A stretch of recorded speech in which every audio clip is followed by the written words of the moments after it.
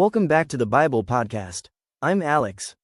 And I'm Sarah. Okay, so before we even start, Alex, have you ever been in a conversation where you just knew the person wasn't actually listening? They asked a question, but they were not asking the truth. They were asking to argue, to mock, or just to feel smart. Sarah, we live in a culture that treats silence as a sign of weakness. We are taught that if we aren't speaking, we're losing. If you're being challenged at the dinner table or questioned in a meeting, the instinct is to fire back, defend your position, and prove you're right. But look at the most powerful man who ever walked the earth. When Jesus stood before Herod, a man who had killed John the Baptist and was desperate for a magic show from the Savior, Jesus said absolutely nothing. He didn't argue. He didn't defend himself. He didn't try to fix Herod's cynical heart with a clever theological debate. He simply remained silent. Why? Because Jesus understood a truth that most of us miss. Truth shared with a heart that isn't ready to receive it doesn't transform, it gets trampled. We're calling today's episode, The Jesus Way of Silence.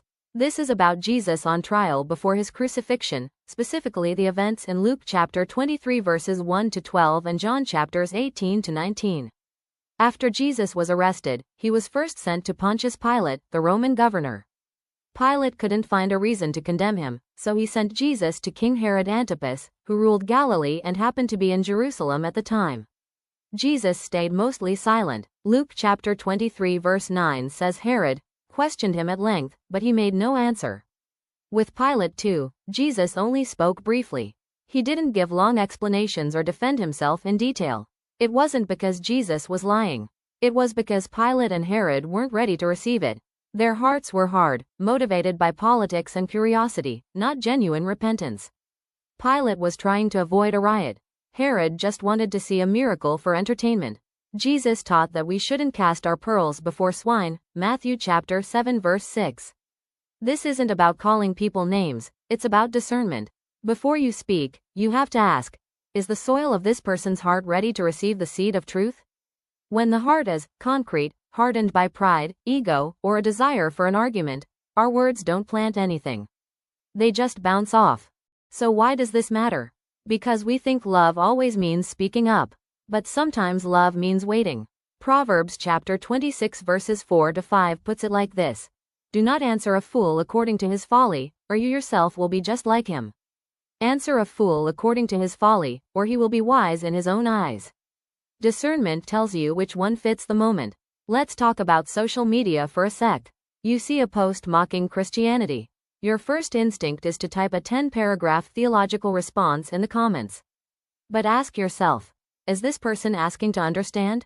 Or are they just trying to get likes? Jesus didn't go on Herod's stage to perform.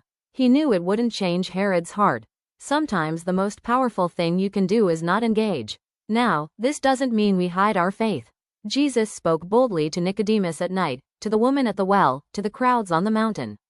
The difference was their heart. Nicodemus came at night because he was seeking. The woman at the well asked honest questions. Jesus poured truth out when there was soil to receive it. Think about parenting. Your 4-year-old asks, why did Grandpa die? You don't give them a 20-minute lecture on theodicy and suffering. You say, Grandpa's body stopped working, and he's with Jesus now.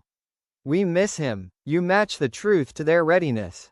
That's discretion. Or in marriage, your spouse is stressed and vents about work. If you jump in with, well, actually, you should have done it this way, you'll get shut down. Sometimes the truth they need first is, that sounds rough. I'm here. Later, when they're calm, you can talk solutions. Timing is everything. Back to Jesus. His silence wasn't weakness. Isaiah chapter 53 verse 7 said he'd be like a lamb silent before its shearers. He knew the cross was coming. He wasn't going to waste breath on men who'd already decided to condemn him. His silence was focused. It was strategic. It was protecting the mission. Here's a story from a friend who's a teacher. She had a student who loved to debate and derail every lesson with gotcha questions about the Bible. She spent weeks preparing answers. Nothing changed. Then she started saying, that's a great question. Come see me after class if you really want to talk. 90% never showed up. The 10% who did? They were ready, and 2 of them ended up coming to faith. She stopped throwing pearls in the hallway and started inviting people into her office. So how do you know when to speak and when to be silent? 3 questions I use. 1. What's the heart behind the question? Are they seeking, or are they performing? 2. Am I trying to prove I'm right, or help them meet Jesus? Check your motive. 3. Will this help, or will it just create more noise? Sometimes silence protects the relationship for a future conversation. This is hard for us because we hate feeling like we lost the argument. But Jesus wasn't in an argument. He was on a mission. And his mission wasn't to win debates with Herod. Alex, one more relatable example is group chats. Someone posts a meme mocking faith. The whole chat starts roasting. You can jump in and defend God, and the mocking will just get louder. Or you can send a DM later to the one person who seemed unsure. Say, hey, I saw that. If you ever want to talk about it for real, I'm here. That's discretion. That's Jesus. Let me be clear. This isn't about being cowardly. Jesus spoke truth to Pilate when it mattered. John chapter 18 verse 37. For this purpose I was born, to bear witness to the truth. He spoke, but he chose when, where, and how much. We need that same spirit-led wisdom. The goal isn't to win an argument. The goal is to guard the truth and guard the person. If you dump truth on hard soil, you don't look bold. You look careless. If you wait, pray, and speak when the heart is open, you look like Jesus. I agree with you, Sarah. You see a post mocking your faith. 500 comments. Your fingers hover over the keyboard. You could type a 10-paragraph reply. But look at the thread. It's sarcasm, memes, no real questions. That's Herod's court. Jesus wouldn't have engaged. Sometimes the most Christ-like thing is to close the app. Another example is it's Thanksgiving. Your uncle brings up religion just to argue. You feel the pressure to defend God right there. But if he's not asking to understand, you're not in a teaching moment. You're in a boxing ring. Jesus walked out of Herod's court. You can change the subject at dinner. Let's be clear, silence isn't always holy. If you stay silent because you're ashamed of Jesus, that's fear. If you stay silent because you're protecting the truth for a better moment, that's wisdom. Jesus spoke boldly to Nicodemus, the woman at the well, the crowd on the mountain.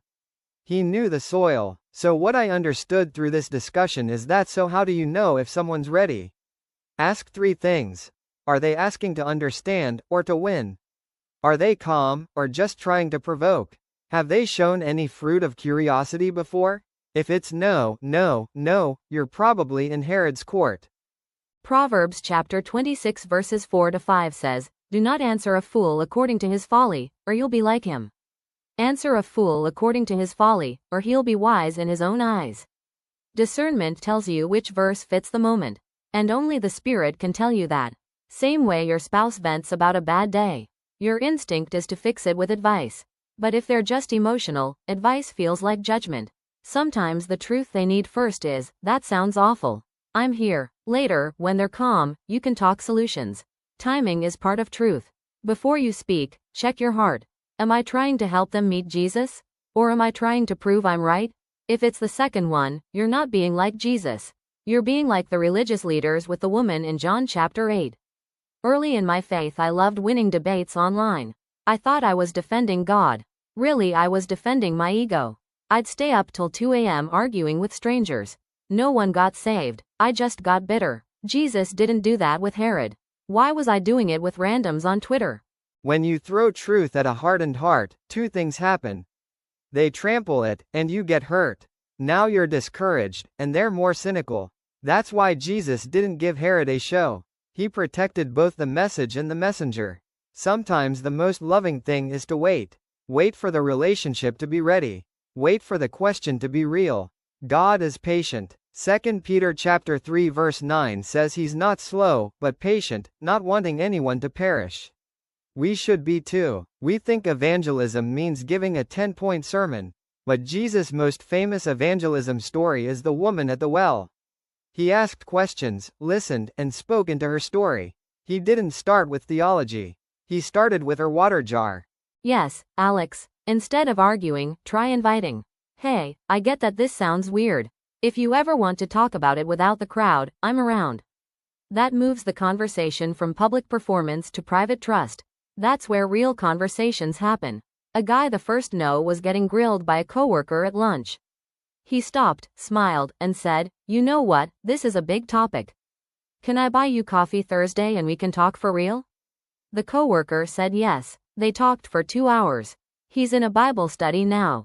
The public crowd got silence. The private person got time.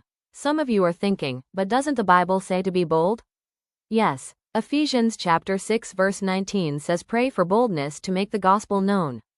Boldness isn't loudness. Boldness is obedience. Jesus was bold with Pilate when it mattered, and silent with Herod when it didn't. You can't do this in your own wisdom. John chapter 16 verse 13 says the Spirit will guide you into all truth. That includes when to share it. Pray before conversations.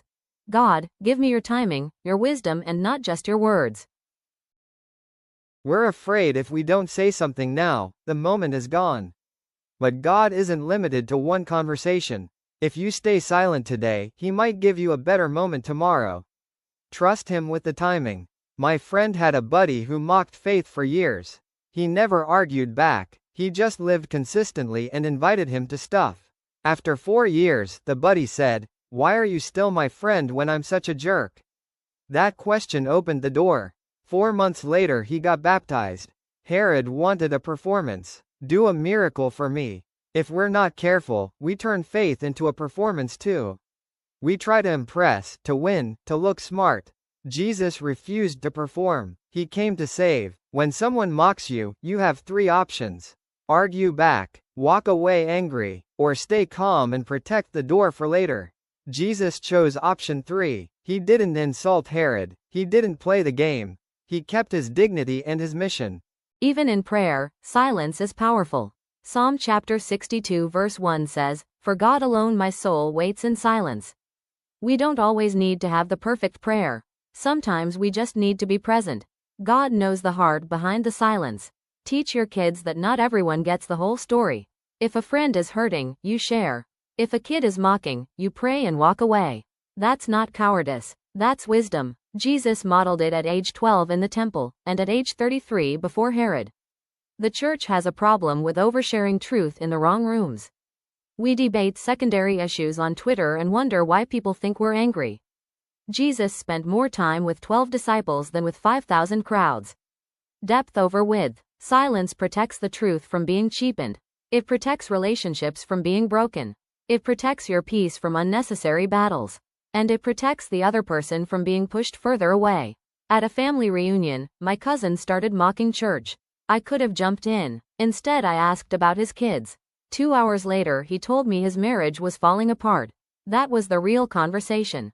The mocking was just noise. 1 Corinthians chapter 13 says love is not rude. Sometimes the most loving thing is not giving people the full answer right now. Love thinks about the other person's good, not just your need to be heard. So when do you speak? When someone is seeking, when there's trust, when the Spirit prompts you. Acts chapter 8 verse 35. Philip explained Isaiah to the Ethiopian eunuch because he asked. Invitation creates the moment. So what is the difference between hiding and discerning? Hiding your faith is disobedience. Discerning your audience is obedience. Jesus never hid who he was. But he didn't cast pearls to everyone. So know the difference. So what is the peace of letting go? There's a peace that comes when you stop trying to control every conversation. You can't save everyone in one talk. Jesus didn't save Herod in that room. He saved the world on the cross. Let God carry the weight. Okay, let's throw a challenge this week. This week, notice one conversation where you feel the urge to defend or explain. Pause and ask, are they ready? Or is this Herod's court? If not, don't engage. Pray for them instead. And challenge 2 is to identify one person in your life who is genuinely seeking. Invest your pearls there. Buy them coffee. Listen. Answer their real questions. That's where fruit grows. Yes, Alex, and third challenge is, practice the 10-second pause before you reply online. Ask, will this help, or just add noise? If it's noise, close the tab. You're not cowardly. You're wise. Here's why we can be calm. The gospel doesn't depend on us winning arguments. Jesus went to the cross whether Herod believed or not. Our job is faithfulness, not results. God does the saving. Jesus knows what it's like to be misunderstood and mocked. He doesn't ask you to do something he didn't do himself. He's with you in the awkward conversations. You don't have to be on defense all the time. You're not a lawyer for God. You're a witness. Witnesses tell what they've seen when asked. They don't force it on closed doors. So this week, pay attention. When you feel the urge to explain, defend, or correct, pause. Ask God, are they ready? Is this the moment? Or are you asking me to trust you with this person's heart?